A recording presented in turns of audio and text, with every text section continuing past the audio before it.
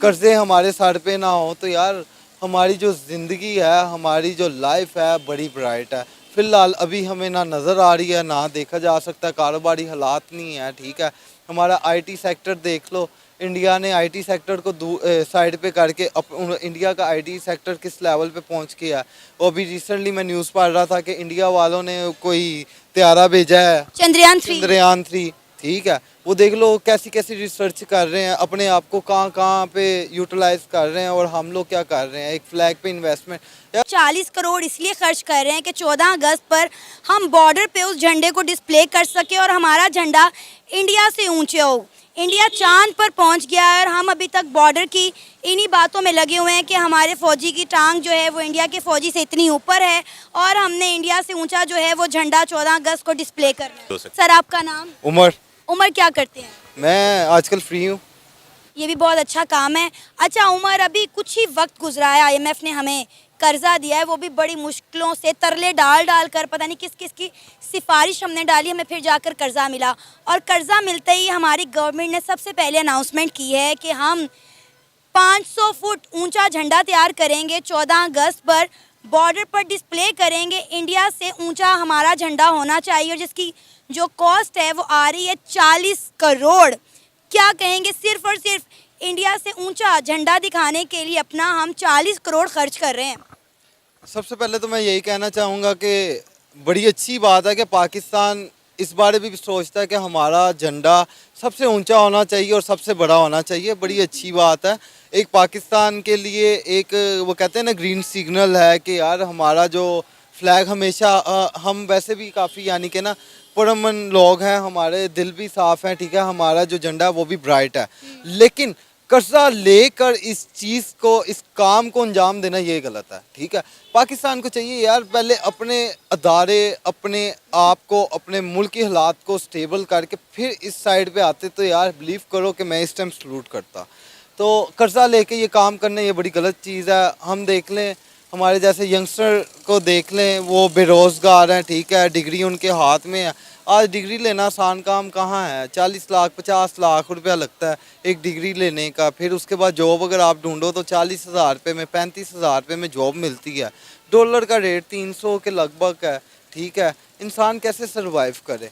तो अगर ये चीज़ें ना हो हमारे यहाँ पे, यानी कि हमें टैक्स ना देने पड़ते हों या फिर कर्जे हमारे सर पे ना हो, तो यार हमारी जो ज़िंदगी है, हमारी जो लाइफ है बड़ी ब्राइट है। फ़िलहाल अभी हमें ना नज़र आ रही है, ना देखा जा सकता, कारोबारी हालात नहीं है, ठीक है। हमारा आईटी सेक्टर देख लो, इंडिया ने आईटी सेक्टर को साइड पे करके इंडिया का आईटी सेक्टर किस लेवल पे पहुंच गया है। वो अभी रिसेंटली मैं न्यूज़ पढ़ रहा था कि इंडिया वालों ने कोई त्यारा भेजा है, चंद्रयान 3। चंद्रयान 3, ठीक है। वो देख लो कैसी कैसी रिसर्च कर रहे हैं, अपने आप को कहाँ कहाँ। बड़ी अच्छी बात है, करना चाहिए, लेकिन तब करें जब यार हमारे पास इतने असासे और रिसोर्सेस हों। अच्छा उमर, हमने ये कर्जा इसीलिए लिया था ताकि हम अपने मुल्क की डूबती हुई इकॉनमी को बचा सकें। आपने बड़ी बेहतरीन बात की कि हम ये चीज़ें करते हुए तब अच्छे लगते हैं जब हमारे मुल्क के मौशी हालात बेहतर हों, हमारा मुल्क खुशगवार हो, यहाँ पर लोगों को खाने के लिए आटा मिले, रोटी मिले, नौजवान को नौकरियाँ मिलें। वो कहते हैं ना, पल्ले नहीं तेला ते कर दी मेला मेला। हमारा वो हाल हो गया, हमारी जेब में पैसे नहीं और कर्जा लेकर हम सिर्फ और सिर्फ एक दिखावे पर 40 करोड़ खर्च कर रहे हैं, जो कि मुझे तो नहीं लगता कि कहीं तरीके से भी जस्टिफाई है। जहाँ तक मैं जानता हूँ कि यही 40 करोड़ कुछ लोगों में डिवाइड किया होता ना, या कुछ लोगों को रोज़गार का ज़रिया बनाया होता, ठीक है, वो मेरे लिए बहुत बड़ी अचीवमेंट और बड़ा अच्छा मुझे सुनकर और देखकर अच्छा लगना था।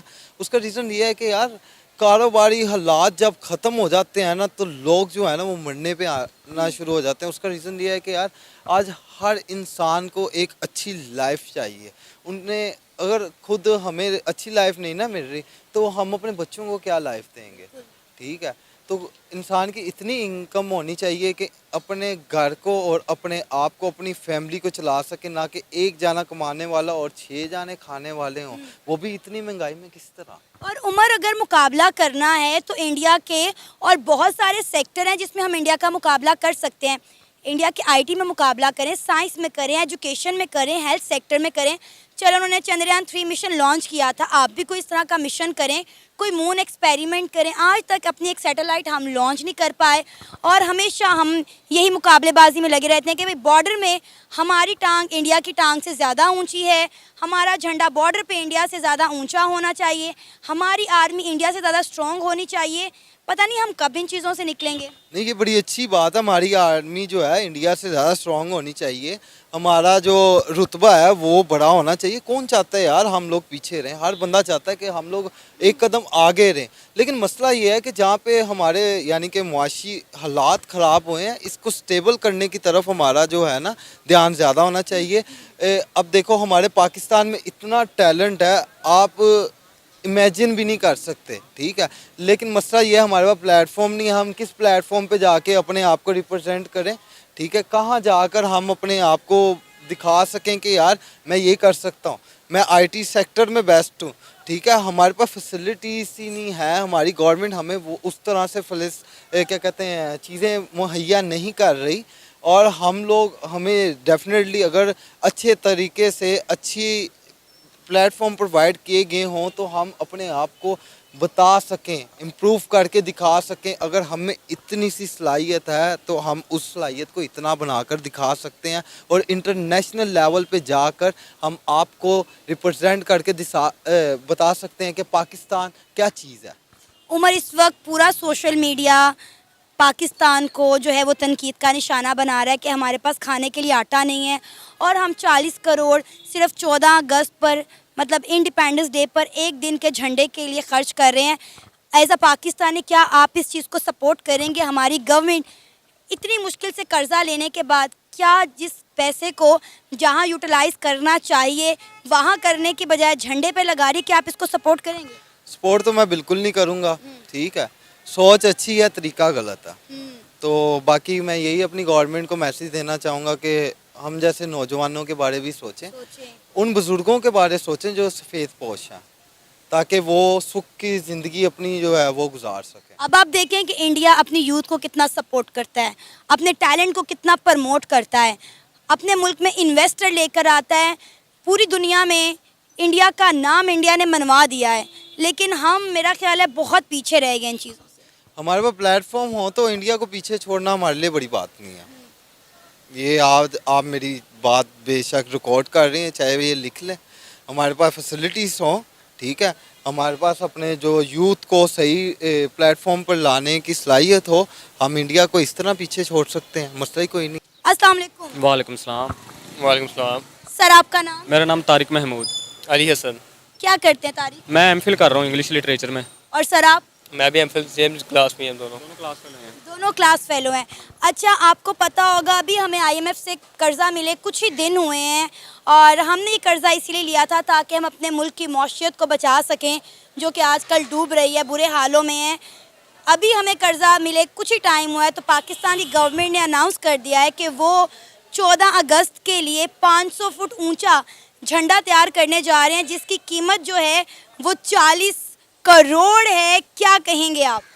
बस यही कहेंगे कि जो हमारी प्रायोरिटीज़ हैं वो नहीं सही, हमें अपनी मतलब प्रायोरिटीज़ सही करनी चाहिए।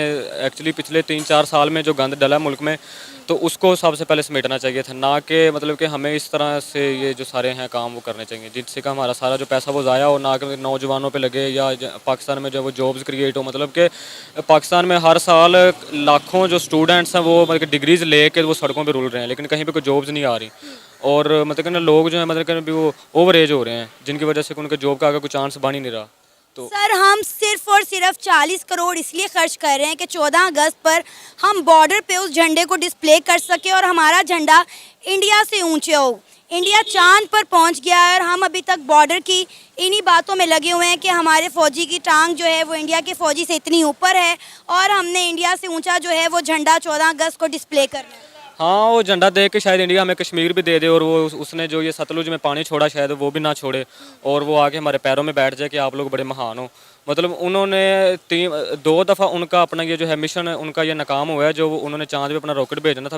अभी चंद्रयान 3। हाँ, अभी तीसरी दफ़ा उन्होंने ये 2-3 दिन पहले उन्होंने वो एक्सपेरिमेंट किया है, और हम लोग बॉर्डर पे बस अपनी टांगें उठा रहे हैं कि हमारी टांग ऊपर है, और जो हमारे फौजी में उनकी जो मूछें वो ज़्यादा हैं, ताव वाली हैं या इस तरह से। तो ये बस हमारी प्रायोरिटीज़ ही गलत है। मतलब कि ये सिर्फ आवाम को लॉलीपॉप्स मतलब ये दिया जाता है कि आप खुश रहें, आप सेटिस्फाई रहें, और पीछे से ये अंदर खाते सारे लोग खा रहे हैं पैसा। सर मुझे समझ नहीं आती कि 40 करोड़ कोई छोटी रकम नहीं होती, अच्छी खासी रकम है, और आप सिर्फ उसको एक झंडा लगाने में मेरा ख्याल है वेस्ट कर रहे हैं। ये आप साइंस, आईटी, टेक्नोलॉजी किसी तरफ लगाएं। अब अगर इंडिया ने 615 करोड़ चंद्रयान 3 पर लगाया है तो उसका कोई हासिल वसूल होगा। उन्होंने अब तक चंद्रयान के 3 मिशन किए हैं। पहला जो था चंद्रयान 1 वो सॉफ्टली चांद पर लैंड किया, उन्होंने पानी दरियाफ्त किया। दूसरा उनका जो है लैंडिंग नहीं कर सका। उन्होंने तीसरा मिशन किया 4 साल के बाद। बजाय इसके कि इंडिया से हम कुछ सीखें, अपना पैसा किसी काम की जगह पर लगाएं, हम जो है झंडे बनाने में, झंडियाँ बनाने में लगे हुए हैं। हम अपनी कौम को एजुकेट नहीं करना चाहते, क्योंकि जिस दिन ये कौम एजुकेट होगी ना फिर ये सवाल करेगी, और जिस दिन सवाल करने शुरू कर दे फिर इनके पास कोई जवाब नहीं है, ना हमारी इस्टेब्लिशमेंट के पास, ना हमारे ब्यूरोक्रेट्स के पास, ना हमारे पॉलिटिशियन के पास। सो हमें ये मेंटली तौर पे नीचे ही रखना चाहते हैं। बस ये हमें खुश रखना चाहते हैं कि आप खुश रहो, हम मतलब कि जीत रहे हैं इंडिया से, ये कर देंगे वो कर देंगे।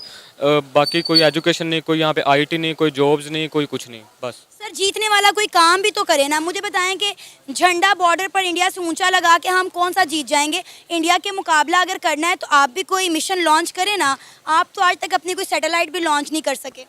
कुछ भी नहीं इन्होंने करना। आप यहाँ से इस चीज़ का अंदाज़ा लगाएं कि पूरे पाकिस्तान में सिर्फ 2 अपना वो हैं पॉइंट्स जहाँ पे ये इलेक्ट्रिक कार चार्ज होती है, और मतलब कि इंडिया में कुछ 700-800 वो पॉइंट्स हैं। तो बेसिक सारी चीज़ होती प्रायोरिटी की कि आप लेके जाना किस तरफ चाहते हो। तो जो मतलब कि वो जो इंडिया है वो इस दफ़ा टॉप 20 में आ रहा है, और हमारी 47वें नंबर पे है ये जो है हमारी इकोनॉमी। तो बस यही चीज़ है।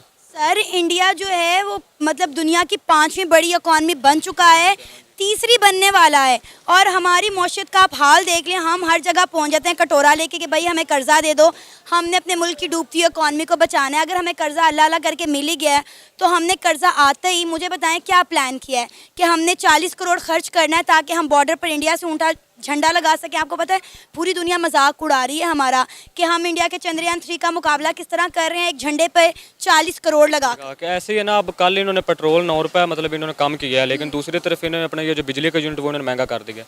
तो आवाम किस तरफ जाए, अब आप खुद हिसाब लगाएं। तो जब इन मतलब कि जब इस तरह की चीज़ों पे सारा पैसा वेस्ट होगा तो फिर आपको इसी तरह की वो जो पाकिस्तान फिर डूबना ही है। मतलब कि जो बांग्लादेश हमसे टूटा था वो हमसे आगे है। इवन कि ये जो अफगानिस्तान वो मतलब कि जो उसकी इकोनॉमी वो हमसे बेहतर है। तो पाकिस्तान बस एंड है, क्या कह सकते हैं। सर आपको पता है इंडिया वाले क्या कह रहे हैं? वो कह रहे हैं कि झंडे पर चांद होने से बेहतर है कि चांद पर आपका झंडा हो, जो कि इंडिया ने कर दिखाया। बिल्कुल ऐसे ही है, बिल्कुल ऐसी है, सेम ऐसी है। वो सही कहते हैं, और हम लोग बस इन्होंने हमें बनाया।